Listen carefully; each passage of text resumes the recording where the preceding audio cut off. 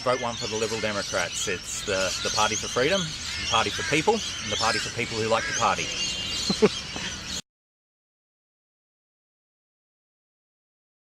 Hi, I'm Gabe Buckley, the National President of the Liberal Democrats. And who are the Liberal Democrats? The Liberal Democrats are Australia's only libertarian party. We're the only party that wants to see lower taxes, less government and more individual freedom. And what are the top 3 things that you can do for Australia? Well, lower taxes is probably the main thing. If we put our tax policy, which has been fully costed by the Treasury, into practice, the average Australian wage earner would be $7,000 a year better off. Okay, and next 2? And obviously we would like to legalise cannabis. It has only been beneficial for every jurisdiction in the world that has legalised it. So why Australians have to miss out on the party, we don't know. And in what ways is it beneficial? Well, it's seen a massive increase in revenue, and if we just let the government have GST on cannabis, that would be around about $500 million. We could probably take the fuel excise off petrol and bring it back down under $1 a litre. Yeah, do you see any medical benefits to marijuana besides for pain? Oh, look, I think the effects are undeniable. You only have to look at the videos of the little kids with epilepsy and other conditions, and the relief that they get from the cannabis is just amazing. It is abhorrent and cruel for the government to be getting in the way of this being, a universally applicable treatment. Yeah, well, for people who have been caught up in the legal system over cannabis, and obviously you've got guys like the Fearless Father and other people who've had their children removed or whose children have passed away, unfortunately, because the government has stood in their way.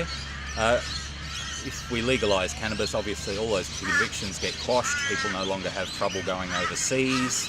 It just undoes a lot of the harm that prohibition has done. Yeah, and what's one other federal policy, because we've covered 2 so far?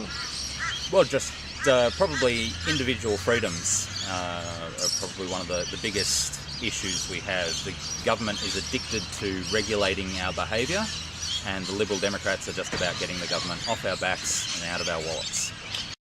Yesterday, Lawrence Southern, who's a Canadian superstar, YouTuber, come journalist, etc. She was told by a New South Wales police inspector that she had to refrain from going into her area because there's a mosque there. What do you think about that? Yeah, well, look, Lauren Southern has had a really rough time of it. Earlier in the week, she was, be billed preemptively by the Victorian Police, something like $68,000 that just for them to turn up when she didn't even ask them to turn up. She hired her own security. So it's quite ridiculous that the police are dictating to people where they can go and what they can say and who they can associate with. It's becoming a police state. And what's your party's stance on immigration?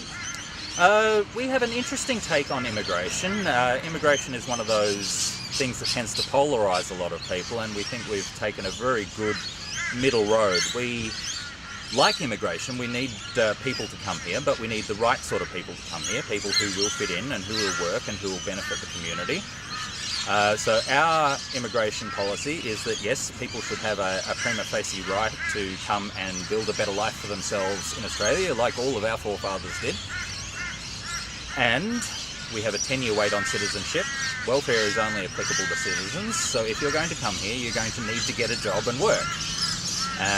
We would then instigate along the lines of free trade zones, free immigration zones with compatible countries, so reciprocal citizenship rights effectively with countries like the UK or Canada or New Zealand that had a very close cultural fit with Australia. Foreign relations or...? No, we're not big on foreign relations. Yeah. We're here to govern Australia, not the rest of the world can do what they want, really. And one other question, with Mark Latham changing over, do you think that will affect your electoral results much or not really?